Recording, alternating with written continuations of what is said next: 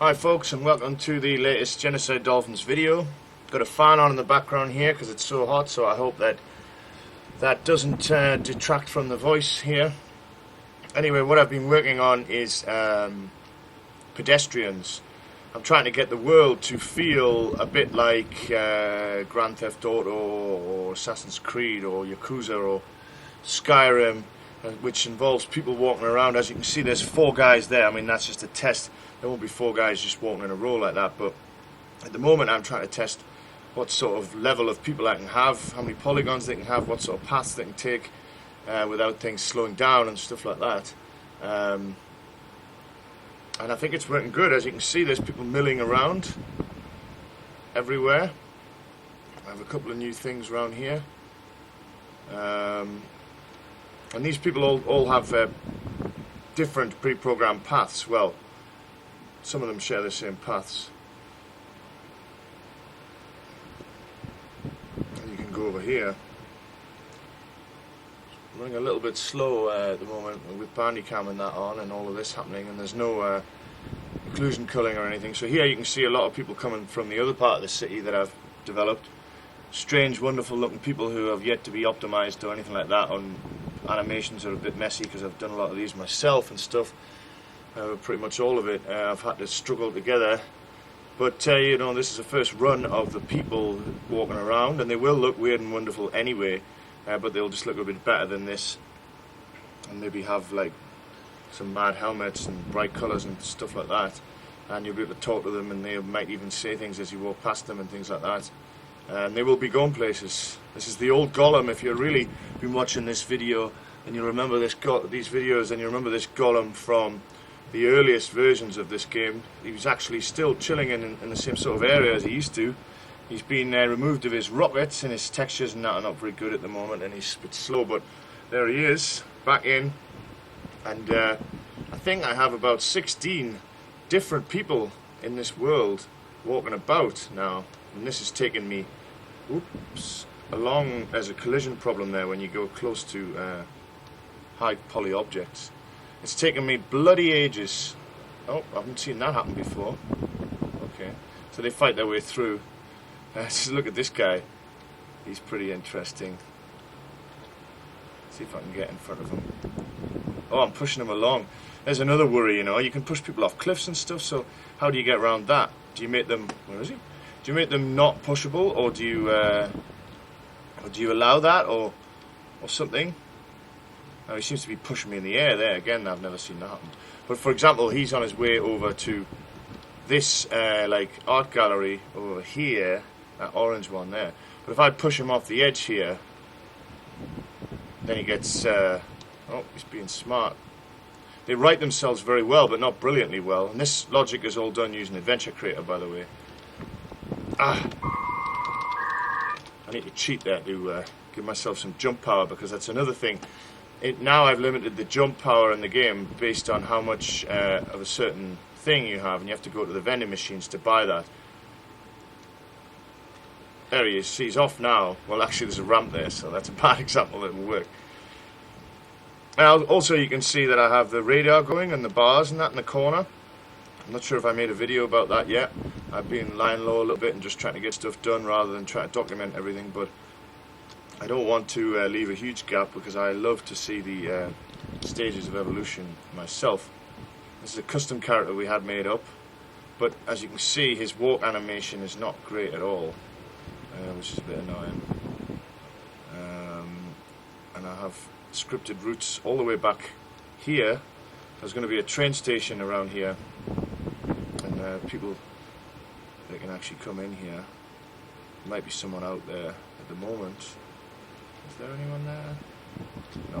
But there's a stall down here which people go to, where you can actually buy a type of weed, and when you smoke that, you can actually slow down time, and you'll be able to see the other people in the world like enjoying the products. So the drinks that you can buy, well, I'll go and show you the machine now. That allows you to increase your jump ability. So I want you to be able to see people go in there drinking from the machine, and then you know, maybe they'll neck a lot of it, and then they'll jump up a building or something. So you can see the quality of the characters is good. Look at this woman here looks quite good. And they're really not customized or finished, you know, they're just trying to get humanoids walking around, really. I've got these weird droids. So this is the machine here where you can buy a drink from. And when you do that, you see the red bar goes up in the bottom right and the yellow bar goes down. That's the red is your jump and the yellow is your money for now. You have this guy smoking here. I want to see, there's a lot more characters in here. I just want to try and find some of them. Look quite funny, but I've varied them up so much that it's actually getting to the point now where even I've lost track of where the people are, which is good, because if I can't remember them, then there can't be a major spottable sort of routine going on, loop. But I have a lot of mad people, orcs and stuff, and goblins from I've got this like sort of weird skeleton over here. But yeah, I've been using Daz and Poser and any ones that I've bought to try and piece together some cool animations. And Adventure Creator supports legacy or metanames, so these are all of these are actually just ordinary legacy people with a path. As you can see, that one's messed up there. You can kind of knock her on her way. Well, she's struggling with that ramp by the look of it. Up you go, lass. Where's the other blokes?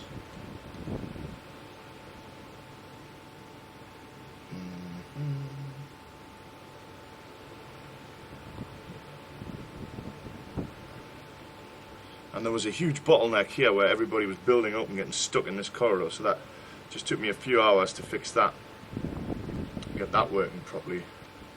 I've added a place here. I don't know how permanent these are, but I've got the Royal Prawn up there. That might be some sort of restaurant.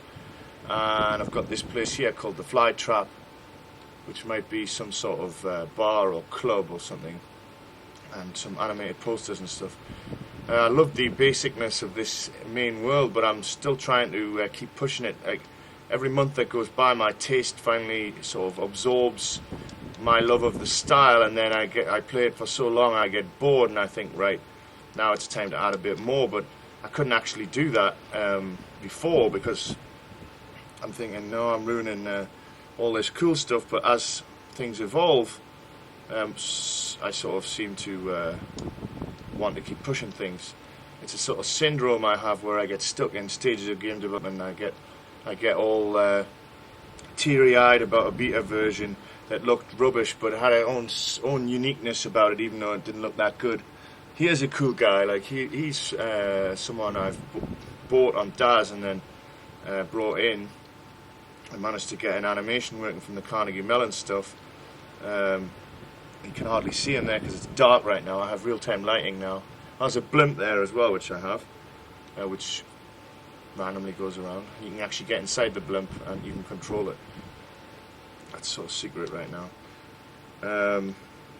So yeah, I get stuck in these stages, but the longer you work on it, the further forward you push it, which is great. And actually, now you can teleport anywhere on the radar like that. You can actually teleport into,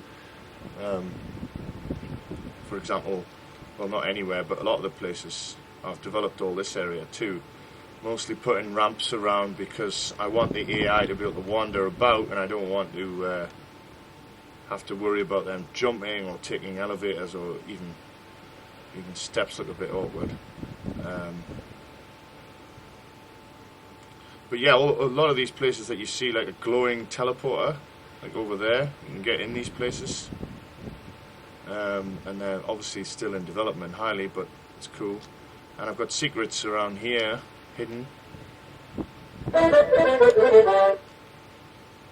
And generally the whole world is coming together. Like I say, there's another like 8 or 9 or 10 sub-levels. There's another one of the weed stalls that are really coming together. Design my own house, and lots of different bars, and working on this area called the Russian Bakery at the moment, which is a sort of bread-related level, which I won't say too much about. I don't want to give too much away, but it's just really nice to finally see some, I'll put the shark back as well, some progression in terms of people walking about and AI and stuff.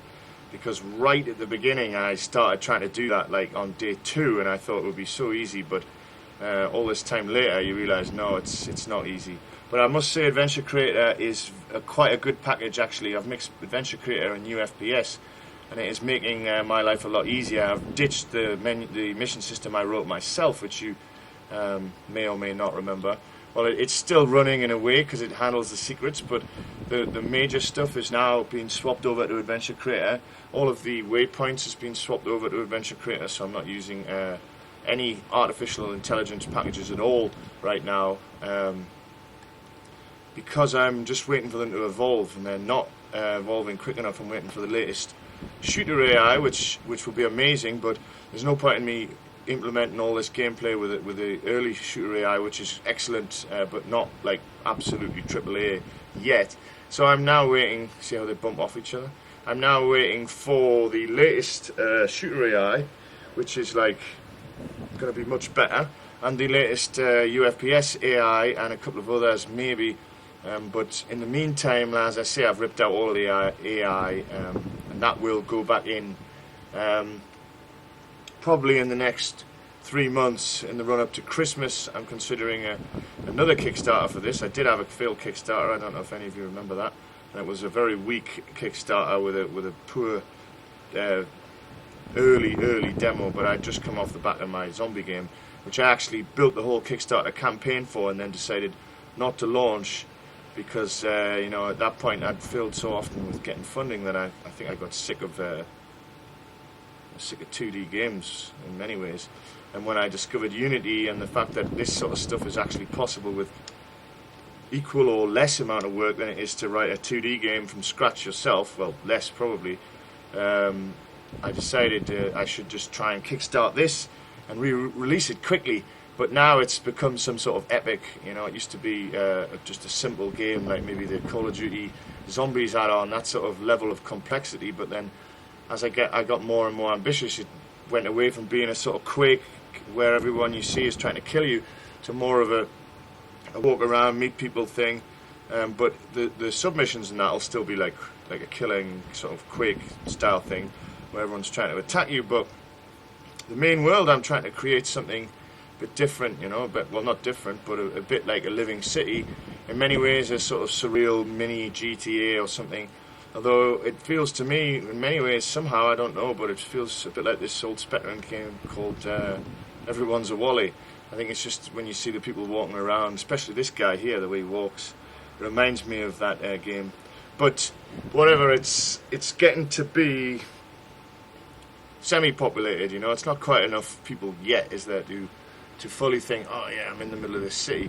But there is, at some point, if you get at the right points, you feel like you're actually in a dense city. So now I have to work out how can I have as many unique people as this? Do I have to have duplicate the people up and swap the colours and the heads probably for the polygons and things? And can I make these people good? Can I make the animations good? Just keep working on that and keep developing the world and the submissions and the side issues and everything else that goes into making a ridiculously overly ambitious indie title. So I'm thinking 2 more years on this. But these videos will be very interesting to myself in a few years too. So if you're enjoying it, that's good. And I will be looking back at these myself and thinking, oh, that's weird. So therefore, posterity as much as anything else. I have the 80 or so Dead Walk videos too. Anyway, I think I've droned on for hours now about almost nothing. But you've seen the latest incarnation of Genocide Dolphins with the 15th or 16th iteration of Pedestrians. And I highly recommend Adventure Creator for that. In fact, I highly recommend Adventure Creator for everything, for conversations, for triggering, for pathfinding,